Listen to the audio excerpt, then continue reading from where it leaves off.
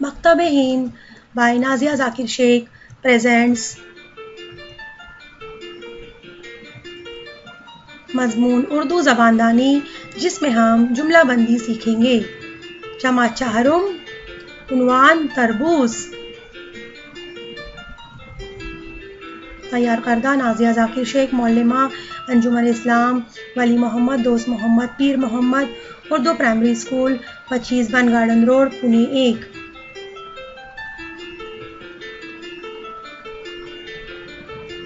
آپ جانتے ہیں یہ سب کیا ہے؟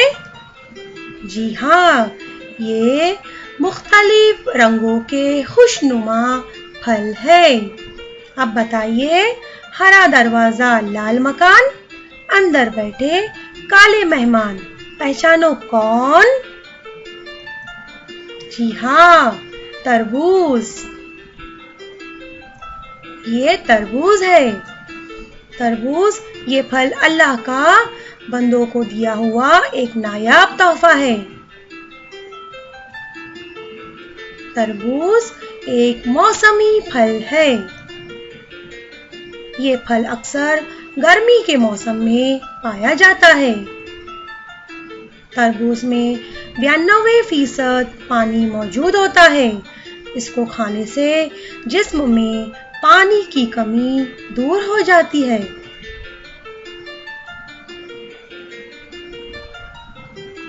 تربوز جسم کی تیزابیت کو ختم کرتا ہے، جسم کو توانائی فراہم کرتا ہے۔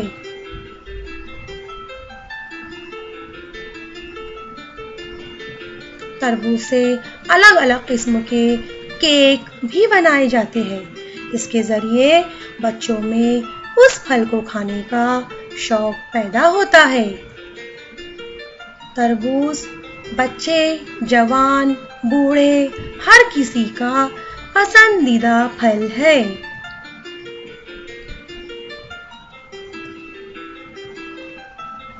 تربوز سے مختلف کھانے کی چیزیں جیسے پیزا اور فروٹ سلاڈ بنایا جاتا ہے۔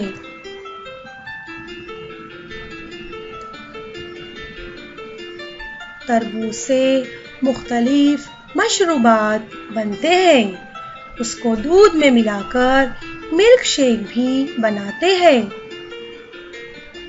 تربوز سے آئس کریم بھی بنائی جاتی ہے۔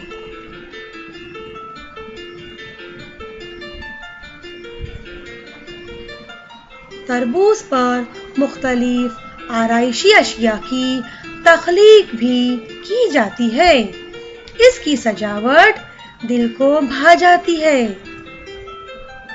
تربوز کے بے شمار فائدے ہیں۔ تربوز بڑھے ہوئے خون کے دباؤ کو کم کرتا ہے۔ اس کا استعمال سے دل کے دورے کا خطرہ دور ہو جاتا ہے۔ ہڈیوں کی قوت بڑھاتا ہے۔ گردے کی صفائی کرتا ہے۔ جلد کو تر و تازہ رکھنے میں کارآمد پھل مانا جاتا ہے۔ پیٹ اور جگر کے امراض کے لیے تربوز مفید دوا کے طور پر استعمال کر سکتے ہیں۔ کینسر کے مریضوں کے لیے تربوز اللہ کی عظیم نعمت ہے۔